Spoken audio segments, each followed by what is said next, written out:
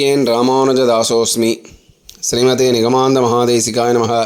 श्रीमते श्री रामानुजाय नमः। श्रीमते श्री वराह महादेशिकाय नमः। श्रीमते श्री रंगरामानुज महादेशिकाय नमः।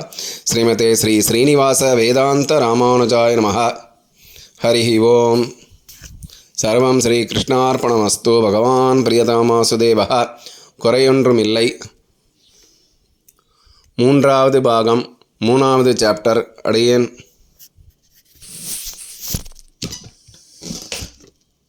சஹஸ்ரநாமத்தின் முதல் ஸ்லோகத்தில் 9 திருநாமங்கள், 32 அக்ஷரங்கள். இது அனுஷ்டுப் சந்தஸில் அமைந்திருக்கிற அழகை நாம் பார்க்க வேண்டும். அனுஷ்டுப் சந்தஸ் என்பது 32 அக்ஷரம் கொண்டது. நரசிம்ம மந்திரம் மொத்தமும் அனுஷ்டுப் சந்தஸில் அமைந்திருக்கிறது. ராமாயணம் மொத்தமும் அனுஷ்டுப் சந்தஸில் அமைந்திருக்கிறது. ஒவ்வொரு சந்தஸுக்கும் ஒரு ஏற்றம் உண்டு. அனுஷ்டுப் சந்தஸின் ஏற்றம் என்னவென்றால், அதனால் தேவதைகளுக்கெல்லாம் பரம திருப்தி ஏற்படுகிறதாம்.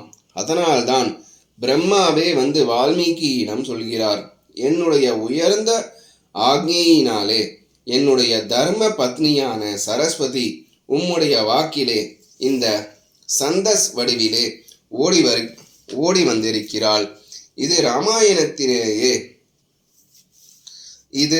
ராமாயணத்திலேயே வருகிறது. அப்படிப்பட்ட உயர்ந்த அனுஷ்டுப் சந்தஸில் அமைந்திருக்கிறது சஹஸ்ரநாம முதல் மந்திரம். அதிலே 9 பதங்கள் இருக்கின்றன என்று சொன்னேன். 9 என்னும் ரூபத்தில் இருக்கும்படியான நரசிம்மனை வணங்குகிறேன் என்று சொல்கிறது நரசிம்ம மந்திரம். ஆகவே சஹஸ்ரநாமத்தின் முதல்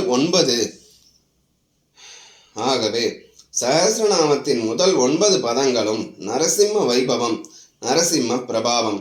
அடுத்து 32 அக்ஷரங்கள் என்று சொன்னேன். அவையும் நரசிம்ம வைபவம்.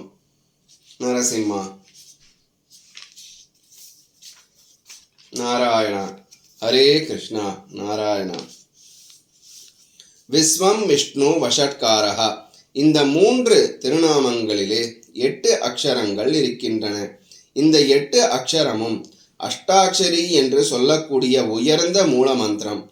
மந்த்ராய மகதே நமஹா என்று மந்திரத்தையே தியானம் பண்ணுகிறார் சுவாமி தேசிகன். இது உயர்ந்த மந்திரம் என்பதை நாம் எப்படி தெரிந்து கொள்ளலாம் என்றால், நம் பாரத தேசத்திலேயே உயர்ந்த ஸ்தானத்திலே உபதேசிக்கப்பட்ட மந்திரம் இது. பத்ரிகாசிரம கஷேத்திரத்திலே உத்தமமான ஸ்தானத்திலே நரநாராயண அவதாரம் பண்ணி பரமாத்மா உபதேசித்த மந்திரம். ஆகையினால் இந்த மந்திரத்துக்கு ஈடு இணையே இல்லை. இந்த அஷ்டாட்சரி மந்திரத்தை பதம் பதமாக விவரித்தால் உபனிஷத்தையே அது எடுத்துச் சொல்கிறது. இதை ஆச்சாரியரிடத்திலே உபதேசம் பெற்று நித்தியம் ஜபித்தால் விசேஷமான பலனை கொடுக்கும். இது வியாபக மந்திரம் என்று சொல்லப்படுகிறது. எங்கும் இருக்கிறான் பரமாத்மா. அவன்தான் சர்வதா ரக்ஷகன், எங்கும் ரக்ஷகன், எப்போதும் ரக்ஷகன் என்பதை காட்டக்கூடிய மந்திரம் இதுதான். உயர்ந்த மந்திர சாஸ்திரத்திலே பிரணவத்தை தாரம் என்று சொல்லுவார்கள். பிரணவத்துக்கே நிறைய பெயர் உண்டு. அதிலே தாரம் என்பது முக்கியமான பெயர். இந்த சம்சார பந்தத்திலிருந்து நம்மை விடுவித்து முக்தனாக்கி நம்மை தரிக்க பண்ணக்கூடிய மந்திரம் தாரம், அதாவது ஓம்காரம். தாரம் என்று சொன்னாலே அதற்கு சந்தோஷமாம். பிரணவத்துக்கு சந்தோஷம்.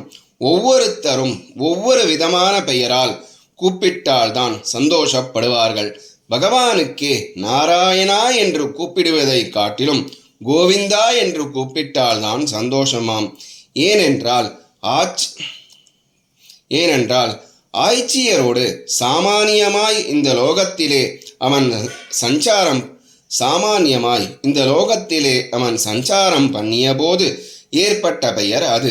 எல்லோருடனும் கலந்து பழக வேண்டும் என்ற நிலையிலே வந்த நாமா இருக்கிறது பாருங்கள், கோவிந்த நாமா. அதை சொல்கிற போதுதான் அவனுக்கு பரம ஆனந்தம். அதனால்தான் திருமலையிலே அந்த திருவேங்கடமுடையானை சேவிக்க சேவிக்க அந்த திருவேங்கடமுடையானை சேவிக்க ஏறுகிறவர்கள் எல்லாம் கோவிந்தா கோவிந்தா என்கிறார்கள். நாராயணா என்று சொல்வதில்லை. பகவானுக்கு ரொம்ப திருப்தி அந்த திருநாமத்திலே என்கிறதாலே சந்தோஷமாக திரும்பி பார்க்கிறானாம். கோவிந்தா என்று கூப்பிட்டு விட்டானே, நம்மை அவனுக்கு தெரிகிறதே என்று திரும்பி பார்க்கிறானாம். அப்படி ஒரு நாட்டம் பகவானுக்கு எளிமையிலே. ஆகையினாலே இங்கே கூட உயர்ந்த பிரணவத்தை தாரம் என்று சொன்னால் அது சந்தோஷப்படுகிறதாம்.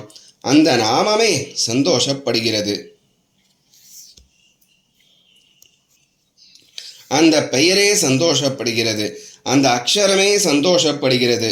ஒரு அக்ஷரம் கொண்ட பிரணவத்துக்கு திருவம், ஏகாட்சரம், பிரம்மம் என்றெல்லாம் பெயர். திருவம், திருவ சப்தத்தினாலே என்ன சொல்லப்படுகிறது என்றால் அழியாதது என்பது சொல்லப்படுகிறது. என்றும் நிலைத்திருக்கக்கூடியது. ஆதியிலே அந்த பரபிரம்மத்தினுடைய கண்டத்திலிருந்து 2 சப்தங்கள் உலகில் முதலாக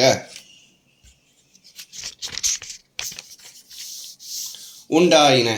ஓம்காரம், அத சப்தம். இவை 2ம் பிரம்மத்தின் கண்டத்திலிருந்து ஓடி வந்ததாம்.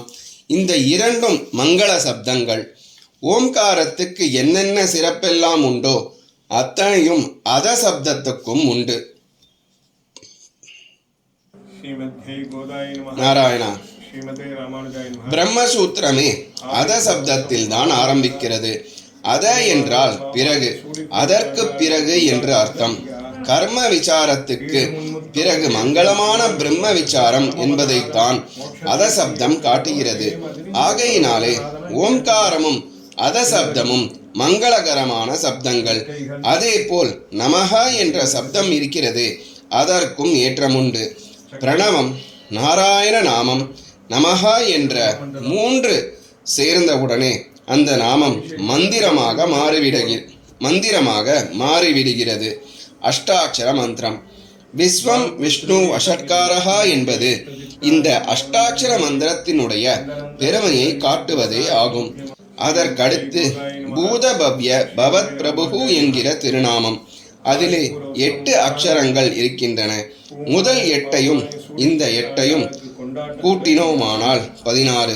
இந்த 16 அக்ஷரங்களும் என்ன காட்டுகின்றன? 16 ரிக்குகளை காட்டுகின்றன.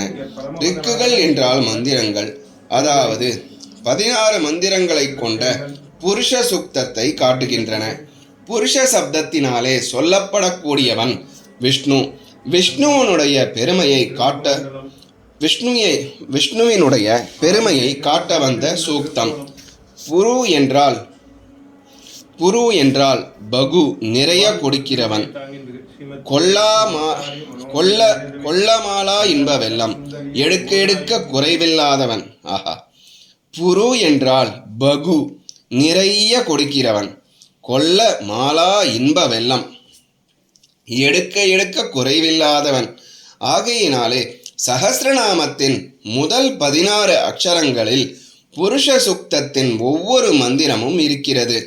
அடுத்தது பூதக்ருத், பூதப்ருத், பாவகா. அதை எடுத்துக்கொண்டோமானால் இன்னும் ஒரு 8 அக்ஷரம் சேர்கிறது. காயத்ரி மந்திரத்தினுடைய பெருமையை இது மொத்தம் சொல்கிறது. யார் சொல்கிறார்களோ அவர்களை ரட்சிக்கக்கூடிய மந்திரம் காயத்ரி. அதை சொல்லாமல் 1000 மந்திரங்களை சொல்லி பயனில்லை. நாராயண நாராயண. நரசிம்ம மந்திரம் உயர்ந்ததுதான். ஆனால் அதை சொல்கிற ஒருத்தர் காயத்ரியே சொல்வதில்லை என்றால் மாலோலன் நரசிம்மன் திரும்பி பார்ப்பானா? பார்க்க மாட்டான். ஆகையினாலே காயத்ரியை பண்ணாவிட்டால் மற்ற கர்மாவை பண்ணுகிற யோக்கியதை நமக்கு கிடையாது. நாராயண. அம்மாவை காட்டிலும் தெய்வம் இல்லை, காயத்ரி மந்திரத்தை காட்டிலும் மந்திரம் இல்லை.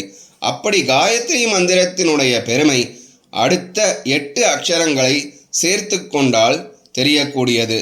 அதற்கப்புறம் வரக்கூடிய பூதாத்மா, பூதபாவனகா என்ற 8 அக்ஷரங்களையும் சேர்த்து கொண்டால் 32 32 அக்ஷரங்கள் ஆகும். இது நரசிம்ம மந்திரம். மந்திரராஜம் என்று நரசிம்ம மந்திரத்துக்கு பெயர். மந்திரங்களுக்குள்ளே ராஜா அந்த மந்திரம். அதன் பெருமையை காட்டுகின்றன சகஸ்ரநாமத்தின் முதல் 32 அக்ஷரங்களும். இப்படி முதல் ஸ்லோகத்தை எடுத்துக்கொண்டால் 9 திருநாமங்கள் கொண்டது. அஷ்டாட்சரி, புருஷ சுக்தம், பிரத்யேகமாக காயத்ரி மந்திரம், நரசிம்ம மந்திரம் இத்தனையும் சேர்ந்து கம்பீரமாக இருக்கிறது. வெளியில் பார்த்தால் திருநாமங்கள், உள்ளே பார்த்தால் அத்தனை மந்திரங்களும் அடங்கியிருக்கின்றன. அதனால்தான் ஆச்சாரிய புருஷர்கள் எல்லாம் இதிலே விசேஷமாக ஈடுபட்டு விளக்கி காட்டுகிறார்கள். நாரதர் எதிலிருந்து உபதேசம் பண்ணுகிறார் என்று பார்த்தால் சகஸ்ரநாமத்தில் இருந்துதான் பண்ணுகிறார். பிரம்மாண்ட புராணம் என்று எல்லா புராணங்களிலும் முதல் புராணம். அதிலே நாரத மகரிஷி விசேஷமாக உபதேசம் பண்ணுகிறார். ஷட் என்கிற சப்தத்தினாலே சொல்லப்படக்கூடிய வஜ்ராயுதம் போன்ற பகவானை தியானம் பண்ணுங்கள் என்கிறார். எங்கிருந்து வந்தது இந்த உபதேசம் என்று பார்த்தால் சகஸ்ரநாமத்திலே இருந்துதான். இதே நாம் பார்த்தோமானால் உதகசாந்தி மந்திரத்திலே வரும். பூதக்காலம் பவ்யம் பவிஷ்யத்து என்று மூன்று காலங்களின் ஸ்வரூபியாக அவன் இருக்கிறான் என்று அர்த்தம். அஸ்வமேத மகா மந்திரத்திலேயும் வருகிறது. பூதம் பவ்யம் பவிஷ்யத் வஷத் ஸ்வாஹா. ஆகவே வேத பாராயணம் பண்ணினால் என்ன பலன் கிடைக்கிறதோ அதே பலன் சகஸ்ரநாம பாராயணம் மூலமாக நமக்கு கிடைக்கும்.